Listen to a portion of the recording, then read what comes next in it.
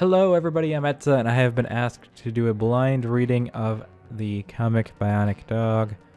There is going to be some language warning and stuff like that, so if you don't want to see anything, I don't know what's going to happen in this, so it might be best if you just steer clear if you're a little bit wary about language. And I want to try to censor it out verbally, but you can still read it, and I don't know what's going to happen in the comic, so I'm just going to get started, and here we go. The void, white, empty, with no one in sight. You are trapped in this never-ending limbo until your inevitable demise, and there is nothing you can do about it. You have gone your whole life thinking you had control over your actions and what happens to you, but perhaps deep down inside you knew this not to be true. You cannot control anything. You are but a human, a speck of insignificant dust in the universe being swept away in the winds of time until you cease to be. You hear on the speaker a familiar voice. Even though you have heard it many times, perhaps too many times, it is still equally jarring. Daily depression dose done. If everyday life does not shine compared to the time spent in this vault, you may file a complaint. The cripplingly bleak atmosphere is lifted from the room, and suddenly the penetrating whiteness seems to signal hope rather than the contrary. You are now free to leave the room. You're opening a door. You make your way to the door, more than happy to get out of this existential crisis that is the room. You're sure that whatever awaits behind the door will be much better than this. The door is beginning to open. Nice little sound effect I heard there. And there's some kind of really creepy creatures. No, eyes. Like there's eyes all over the place. My cat is rubbing her face against the microphone. I'm trying to do a dramatic reading of a comic here, and your leg is stuck on the cord. And be gone. You big silly. What's happening now? That was the wrong door. Is there an option? So I run away. That's a staff-only door. You can usually tell if there's lots of eyes staring back at you. That means no go. You decide to use another door. Alright, I'm running away. Ha ha ha. Still finding your little mix-up amusing, you walk to a different door. Hopefully it's the right one this time. He's opening the door. And there's a world outside. The sun there looks a little bit scary. I'm not sure. Yep, it's another eyeball. Ah, yes, the outside world. Looks like the sun's an eyeball, but whatever. That's alright. You put your foot on all natural soil. The breath of the outside world fills your lungs. But what a relief compared to the torture that is just occurred. The world you live in is an absolute paradise. I apologize for my horrible reading skills. You are so excited you can't be blamed for almost forgetting about the ones from below constantly watching you through the omnipresent eyes that relentlessly glower at you. You are completely unfazed by them. I'm not a very good reader, so I apologize. And oh, we got the music coming back, the eyes being creepy and staring at me though. The eyes have been here for as long as you can remember. They keep in check the world which the ones from below claimed in the days of old. No one quite knows how they got there, but one thing is for certain. They are, in truth, always there. And they don't take kindly to the poor souls who dare question them, which is why you, for the most part, don't.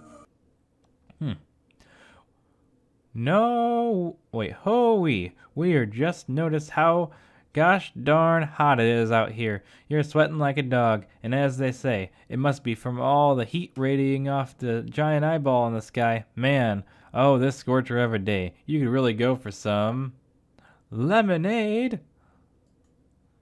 Lemonade! Lemonade! How convenient. What a lovely lemonade stand you have there, friend. A lot of love's been put into it, I can tell. It's giving him a look. I wonder if I can use arrow keys. I can. Gee, thanks, sir. It belonged to my dad. It's a family tradition. Get nowhere in life and sell lemonade. How much for a glass? 5. 5 eyes. Wait. Loud gasp. On the table stand a lemonade, unlike any lemonade you've ever seen. Its alluring substance sparkles in the merciless sunlight, drawing you closer. How much for this one? Forget it, pal. That one's from below. I lost both arms to get it. Price is 1,000 eyes. Slam. Right down on the table. Then I will make it my sworn duty to earn enough eyes to buy that lemonade. I will not rest, not even for a moment, until I obtain that succulent nectar that is that lemonade. Okay. I shall go home and look for the newspaper for a job. Why do people always do this? 361.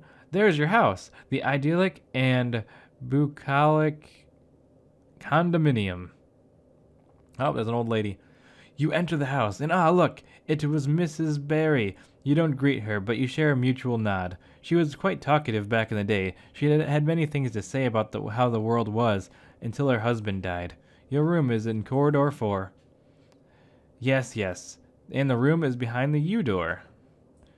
For you. Home sweet home. Hashtag something. Now, let us peruse the town's daily newspaper for an acceptable job offer. 14, reading that. Top 10 ways to appease the eyes. Smile so that they not know of your suffering. Jobs. Help wanted in the coal mines. No application required. Sign up now. Willing to be stabbed in the mouth 47 times? Coal mines, huh? That doesn't sound so bad. You make your way to the coal mines. Hey there, passionate worker. Could you perhaps tell me where the employer's office is in this facility? You mean you want to work here voluntarily? For the eyes, of course. That's why you're right here, right? Buddy, I'm on parole. Parole? You got arrested for what? Afraid I can't say. Hey, you! Quit lollygagging and get back to work. Sorry there, boss. Excuse me, sir. I'd like to sign up for the job. Here. Now get to work. I don't want to clip the audio. 6 hours later. You've never felt so drained in your life. Okay, people. Break time. You got 10 minutes. Whew. Put on the hat. Take off the hat. Kitty's on my desk, looking around. That one guy's back. He's sliding over onto the table to talk to me. I just threw the kitty off the table. That was slightly torturous. Do you always have to push around carts for hours on end? Nah, it ain't dirty like that. So sometimes we also dig for hours on end. You spoke of having gotten arrested earlier. You didn't want to say that before, which I respect. But curiosity is killing me. How did you get here? And did the minister decide that you should work in the mines?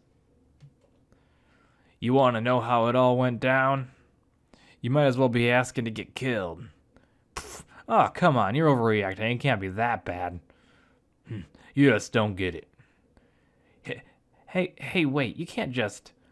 Break time's over, people. Back to work. Wait, is this gonna animate? I thought it was gonna animate.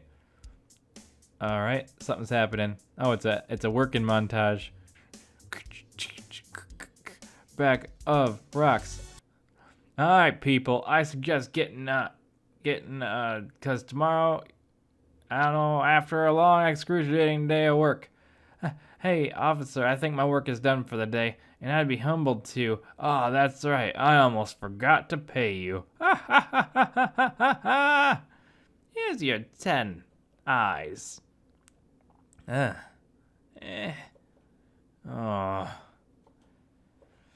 Eyes are blinking. Time for sleeping. Put the money on the table. Ka-ching.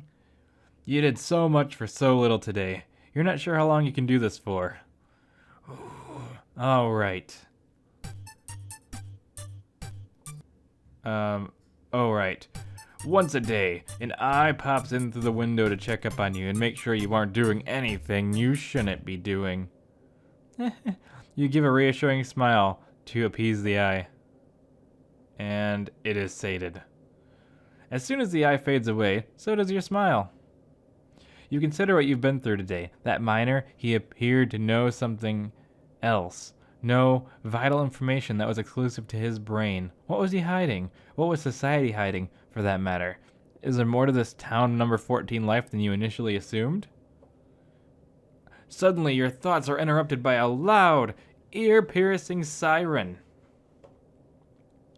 You take a moment to process what just happened, and then it hits you. That's the gathering siren.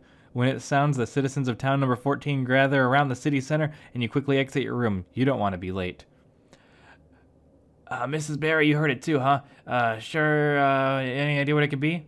It should sound pretty massive. I reckon gathering to view a message detailing the state of affairs safely, as usual.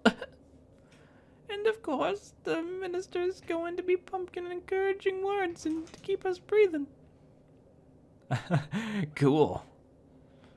Click. Hello, everyone. Oh, fancy seeing you here, friend. Hey. The minister should be here momentarily. We appreciate your cooperation. Bum, bum, bum, bum, bum. The screen turns on and reveals what can be seen of the minister. The casual chatter is all drowned out by the encompassing silence. Good day once again, Tower 14.